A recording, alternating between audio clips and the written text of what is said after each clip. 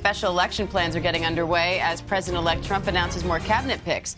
Florida will have to vote on who will replace Trump nominees, Congressman Mike Waltz, Congressman Matt Gaetz. DeSantis is expected to appoint someone to replace Senator Marco Rubio.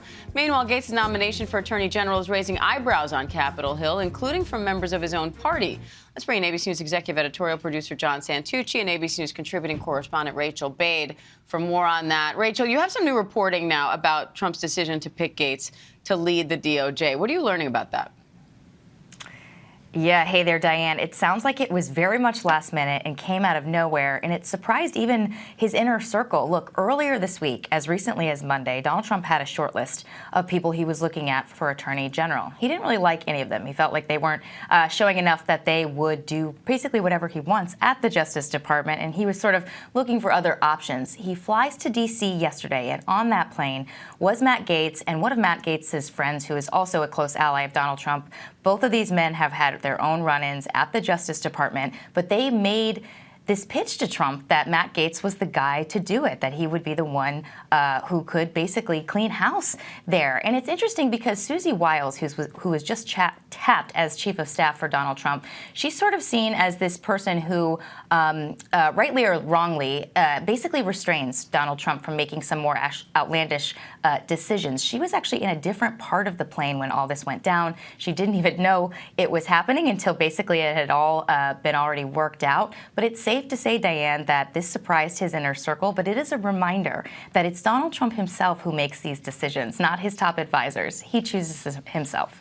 And John, Gaetz was facing a House ethics investigation into allegations of sexual misconduct and illicit drug use.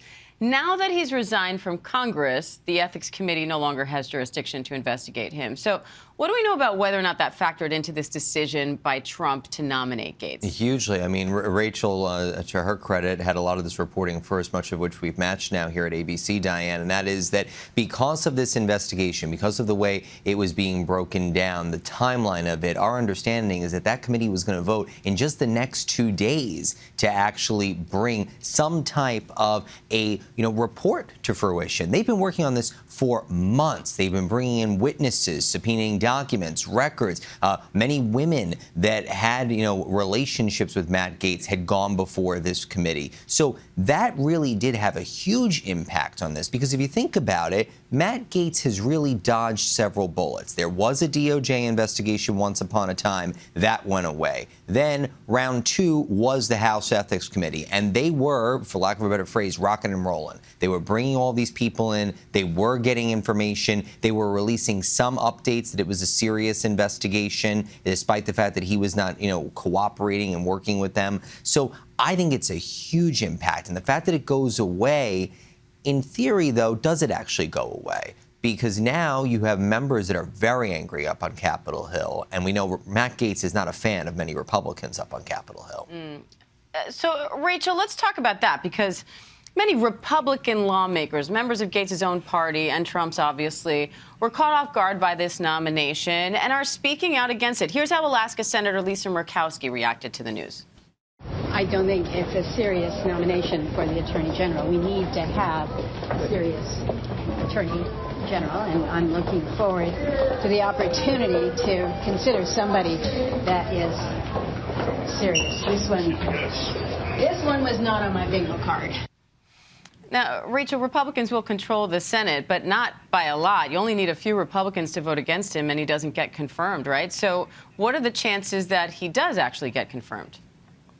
Diane, it's actually pretty hard to say, because on the one hand, every Republican I have talked to on Capitol Hill has told me that they think Matt Gaetz doesn't have the professional experience to do this job, let alone the sort of moral compass, the sort of ethical, compass to do what is right. They don't want him leading the Justice Department. But on the other hand, Donald Trump just had a sweeping victory right now, and it takes a lot of guts for a sitting member of Congress, a sitting senator, to go up against him and say they don't want to vote for him. I do think there are a handful of members who would do that. But look, a lot of these people are going to be under tremendous pressure to fall in line. And we have to keep in mind that this is a very different Republican Senate than we saw just, last time he was president. They are more MAGA-minded. They fall in line, and there's not a lot of opposition to him up there. All right, John Santucci, Rachel Bade, thank you both.